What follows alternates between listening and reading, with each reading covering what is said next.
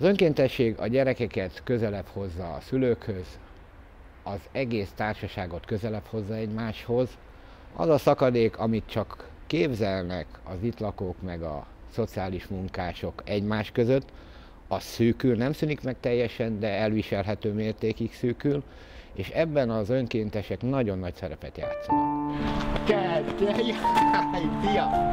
Vigyázz magadra, és anyura, nagyira. Oké? Puszi! Neked különösen!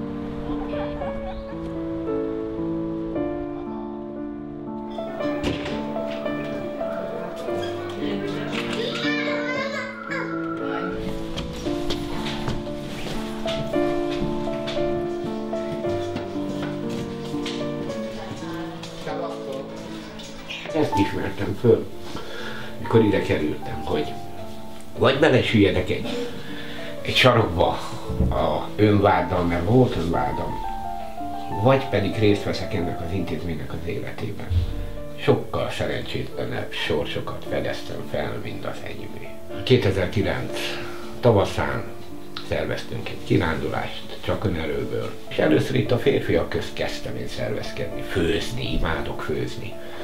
És láttam itt, hogy mindenki magába roska, mindahogy nekem is fennállt ez a lehetőség, és próbáltam itt bográcsokkal, különböző labdajátékok, a pingpong, imádom az asztali teniszt, pingpong asztallal. És akkor úgy szép lassan, amikor már a férfiak közt feloldódott ez a hangulat, ez a nyomasztó dolog, akkor jöttem rá, hogy ez az egész intézményre is ki lehet terjeszteni. És a gyerekeken keresztül, a gyerekek meglátták, hogy itt pingpongon jöttek, szaladgáltak. Jó van, itt vagyok, jó van, jó van. Akik itt benn laknak, és akik itt dolgoznak, azok rájönnek arra, hogy bárkivel, bármilyen helyzetben előfordulhat ez, és felismerik azt, hogy egy szocmunkás semmivel se idézőjelbe külön, mint egy itt lakó.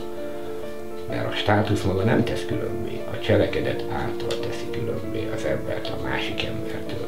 Szerintelenség nélkül mondhatom, hogy amíg bent laktam, ez a különbség minimálisra csökkent. Ez egy átmeneti állapot, ezt mindenki tudja, és mindenki azon törekedjen, hogy minél előbb kifejezni.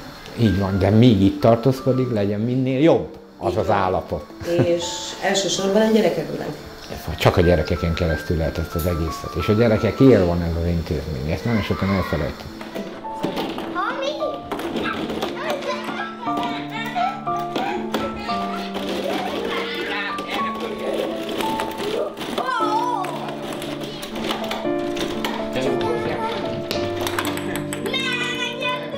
Gratulálok! Ügyes vagy. Ügyesek vagy.